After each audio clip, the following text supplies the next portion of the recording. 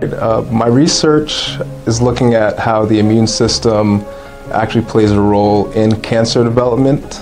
A lot of people look at the immune system in treating cancer. That'll be one of the aftershots of my research, but I'm kind of flipping it on its head to see how mutations in the immune system lead to the immune system not being able to fight cancer.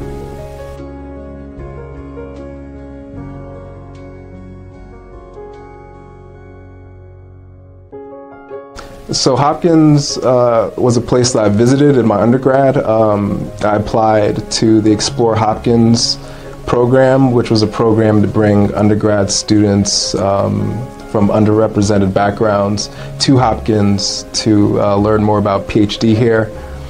I met professors who were very collaborative with one another, and that seemed like the environment where I would thrive, where I'd be able to speak with all the great professors here concerning work that I wanted to do. One of the big challenges that many grad students will tell you that they have, including myself, are experiments not working. But then this is where having a good team and being close with your team and also a good mentor steps in. When things aren't working, they give other ideas. Even if it's not how to get that particular experiment working, it's different avenues to try to probe the same question.